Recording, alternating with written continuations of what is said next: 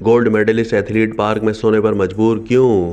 Paris Olympic से खिलाड़ी की तस्वीर ने हलचल मचा दी। दुनिया भर में रोजाना करोड़ों अफराद सड़कों या पार्कों में सोते हुए नजर आते हैं, मगर पेरिस ओलंपिक्स में गोल्ड मेडल जीतने वाला एथलीट फ्रांस के दारुल हुकूमत में ऐसा करता नजर आए तो ये मंजर वाकई हैरानकुन होता है। ऐसा पिछले दिनों देखने में उस वक्त आया जब इटली के लिए पेरिस ओलंपिक्स में गोल्ड मेडल जीतने वाले स्विमर ओलंपिक विलेज में अपने बेड के बजाय एक पार्क में सोते हुए नजर आए।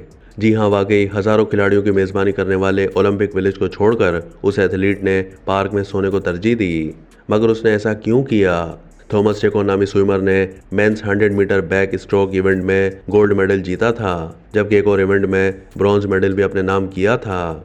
मगर 24 साल स्विमर ओलंपिक विलेज में दस्तियाब सहूलियात से खुश नहीं थे और उन्होंने शिकायत की थी कि वहां शोर और गर्मी के बायस दोपहर को केलोला करना और रात को सोना बहुत मुश्किल होता है।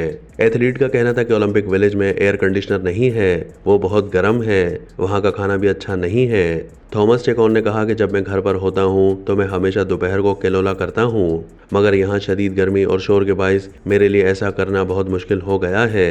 सऊदी एथलीट हुसैन अली रजा ने पार्क में सोने वाले थॉमस चेकोन की तस्वीर अपने इंस्टाग्राम अकाउंट पर पोस्ट की थी। ये पार्क ओलंपिक विलेज के अंदर ही मौजूद है। इस तस्वीर के वायरल होने के बाद इटालियन स्विमिंग फेडरेशन की जानिब से बयान जारी किया गया।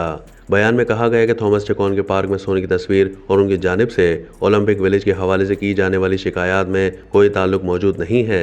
इटालियन स्विमिंग फेडरेशन के एक तर्जुमान ने कहा कि वो तो बस केलोला कर रहा था।